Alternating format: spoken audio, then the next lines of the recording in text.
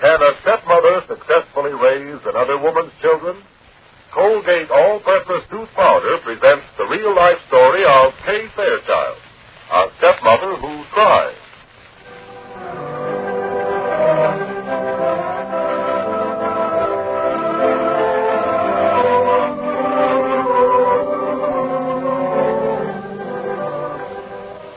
It's a touchy subject when a man tries to tell his wife how to do the household by. Just listen. Why don't you run the house like I run my business? And what do you want me to do? Get a secretary and a bookkeeper? No, but you can buy supplies when the price is most favorable. Hey, if you mean getting bargains, then you're talking to a number one bargain getter. Why, only today I got in on a 1-cent sale deluxe. I bought 60 cents worth of Colgate tooth powder for only 41 cents. Now, can you do better than that in your business? I guess not. Why, that's 50% more Colgate tooth powder for only 1 penny more. You're right. See, I paid the regular 40-cent price for this giant can of Colgate tooth powder, and then for just another penny, I got the large can as well. Well, it's plain this lady needs no help from her friend husband in saving money. And he'll bless her good judgment every time he uses Colgate tooth powder. For this lively, quick cleansing dentifrice reveals the glorious natural radiance of your teeth. And while it cleans teeth, it sweetens your breath and freshens your mouth. What's more, you'll find Colgate tooth powder safe and ever so pleasant for gum massage. Yes, it's an all-purpose tooth powder with benefits for all members of the family. And right now, Colgate tooth powder is smashing all-time records in sales. Because you can buy a large can for only 1 penny when you buy the giant-sized Colgate tooth powder at the regular 40-cent price. But when dealers' limited supplies are gone, this exciting 1-cent sale is over. Wouldn't it be too bad if you missed out? Now, Colgate tooth powder presents Kay Fairchild, Stepmother.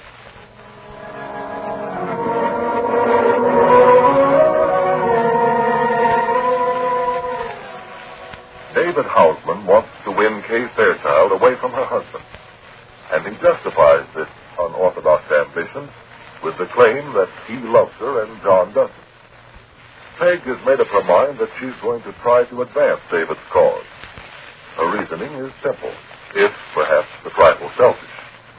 She figures that if David married Kay, he would probably be willing to take baby Billy and Bud along. And that will leave Peg free of any financial obligations toward the family. Free to get married, which is still her fondest desire. Well, it's Thanksgiving Day, and the prospects of it being a happy one in the Fairchild home are pretty slim. The fact that John has gone away and nobody in the family knows where he is seems especially dismal on this holiday.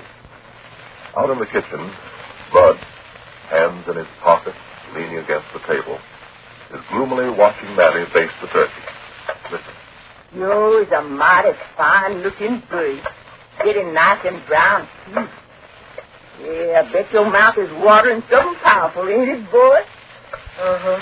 A little bit. Looks good. Good? That turkey is just perfect, and don't you let nobody tell you different. Yeah. Same thing goes double for them pumpkin pies over there on the window. Bet you was wishing you could have a piece of one of them right now. No, I can wait. I just came out here because I didn't have anything else to do, I guess. I was going over to watch them practice football, but kind of a gloomy day. So I don't think nothing the matter with this day. Sun is shining. It wasn't a while ago. Oh, this is a bum Thanksgiving Day. I'd rather be going to school today. Land of mercy. Now I know there's something wrong with you. Let me feel at your head hard. Oh, don't, Mattie. There's nothing wrong with me. You moping about your daddy being away, ain't you? I don't know. Maybe. Seems awful queer to be getting ready to eat a big Thanksgiving dinner and Dad not home. Well, now you just quit worrying about it. All we know is he might walk in here just about the time you all ready to sit down to the table. No, he won't. He won't be home today or tomorrow. I don't know what to make of it all. It seems like the whole family's just going to pot. I try not to think about it, but no use. It just keeps running through my head all the time. Wondering where he is, thinking maybe something happened to him. maybe he's not ever going to come back. Oh, he'll be coming through that front door most any time now. He'll be coming. You'll see. But supposing he doesn't come back, what's going to happen to us? Land of goodness, child, how would I know? Be a mighty terrible thing, I guess. You really would. Well, there, you see? You're worried about it, too. And Aunt Kay's worried. I can tell it by the look on her face. Well, it seems like the whole world's coming down around our ears, and we... Oh, what's the use? I'm going up to my room. And in the living room, Kay and Jen Porter are talking. Jen, I try not to show it in front of the children, but every now and then I find myself with an unhappy look on my face and biting my lip. The children and I made an agreement, you know, that we'd act just the same around the house as though John were here, that we'd keep the family going just as though he'd never gone away. But it's a terrible strain. Oh, it's not fair of me to be talking like this to you, Jen. I didn't ask you to have dinner with us just so I could hash over my troubles with you. Now, let's not go over that again. I've hashed over plenty of mine with you on various occasions. But to see, Jen, this is the only home I've had for years. And if this isn't home, then no place is home. I haven't anywhere else to go, even if I wanted to go anywhere else. Of all the things that people can be grateful for on Thanksgiving Day, I think a home in which everybody's happy is the greatest. But it really isn't even a home with John not here. Well, now, look. I think you've gone far enough with this case. Next thing you know, you'll have yourself weeping. And tears, I've heard tell, dampen a lady's appetite for turkeys. Come on. Let's go find Billy and... Hey, where is Billy, anyhow? I kind of think you had ought to go and talk to Bud, maybe. I think he's feeling kind of down in the dumps. What's that, Matty? Well, Bud, he was out there in the kitchen just a few minutes ago, and he was acting kind of awful blue. I kind of tried to cheer him up, but he run off upstairs, and... Well, I think he was just about ready to cry. Oh, dear. Jen, you go out and meet Peg and Billy, and I'd better go upstairs and see Bud. All right, Kay. Is dinner almost ready, Matty? Ready to serve in about 10 minutes now. Well, I'll go up and get Bud, and we'll be right down. Bud? Oh, here you are. Why, what's the matter, Bud? Why are you lying here on the bed? I'm all right, ain't you? We're going to have dinner in just a few minutes, Bud. Hadn't you better come downstairs? Yeah, I guess so. You go on down, ain't you? I'll be right along. Ah, such a nice day. You're going over to the football game this afternoon, aren't you? Yeah, I guess so. Why, of course you are. The big game of the season, and naturally the band will be on. And what did the band do without a drum major? You can smell that roasting turkey even up here. Uh-huh. Mind if I sit here on the edge of the bed? No, I don't mind. Oh, now look, soldier boy. Why don't you take your head out of that pillow and sit up here beside me? Come on, sit up. Well, that's the boy. Bud, remember something we talked about a few days ago? About carrying on just the same as always until your dad comes back home. Yeah, I remember. I think we've been doing a pretty good job of it, haven't we? And today's the day when we're going to do the best job of all. This is going to be just the same swell kind of Thanksgiving that we've always had here in this house. Oh, sure, we've had a few little upsets maybe, but we still have hope. All kinds of hope. Yes, and faith, too. Why, there's nothing wrong in this home of ours this Thanksgiving Day that won't be all cleared up in just a little while. So let's be thankful for that, Bud. We have so much, really. Why, so many people have real troubles. Troubles that maybe nothing can cure for, ever so long. But our troubles are just little ones. Oh, we have a fine home, and we have a great big dinner waiting for us downstairs, and you're going to lead the band between the halves of the football game this afternoon, and we're all well, and we have lots of good friends. Oh, gee, it's going to be a wonderful Thanksgiving Day, isn't it? Yeah. Yeah, I guess maybe it is. on account of you ain't here. I guess maybe it is. But No, but here. It's going to be a swell Thanksgiving Day. Come on, Bud. Let's go down to dinner. Valiant work, Kay.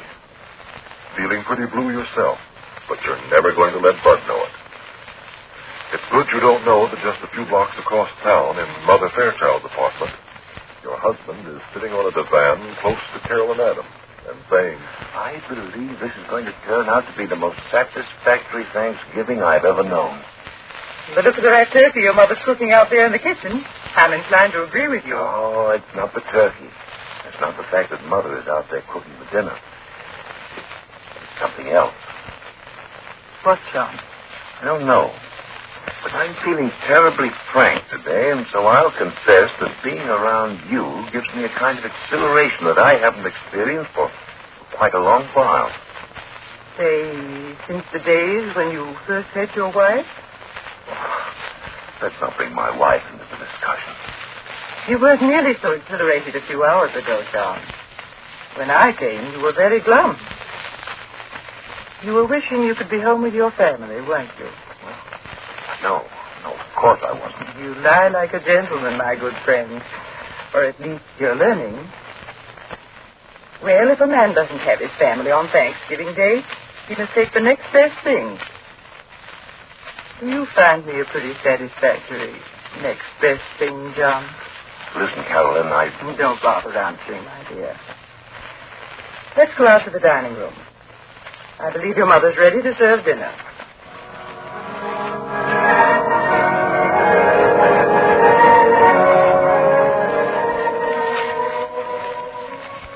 yes, left to his own devices, John probably would have been home for Thanksgiving dinner.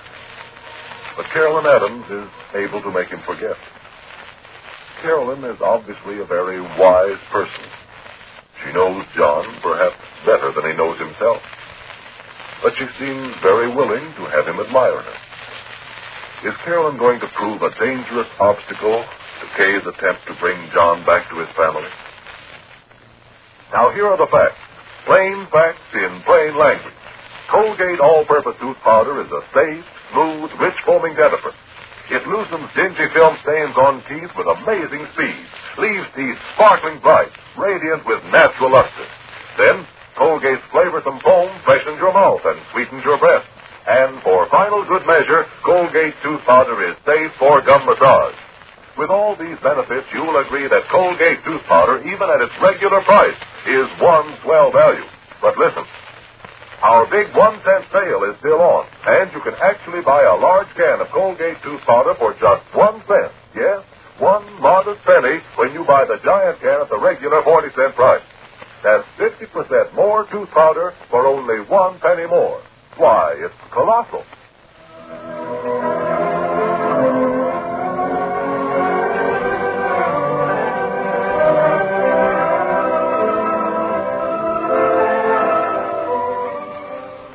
Well, Peg is lined up in favor of Kay divorcing her father and marrying David Houseman. Tomorrow she goes to work to put her ideas into practice. Tune in again tomorrow and every day, Monday through Friday, for Kay Fairchild, Stepmother, brought to you by Colgate All-Purpose Tooth Powder. This is Carlton Cadell speaking.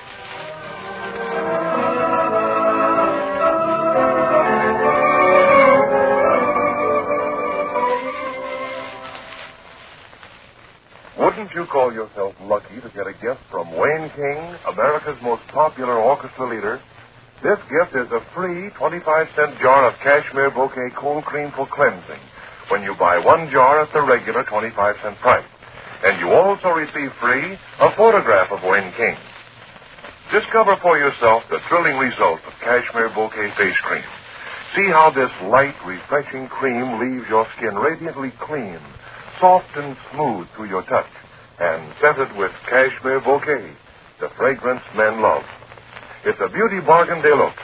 Yes, a 25-cent jar of this aristocratic face cream absolutely free when you buy 1 jar at the regular 25-cent price. Why, that's 2 jars for the price of 1. These Wayne King gift packages of cashmere bouquet face cream are now at cosmetic counters, and they're going like mad. So get yours today.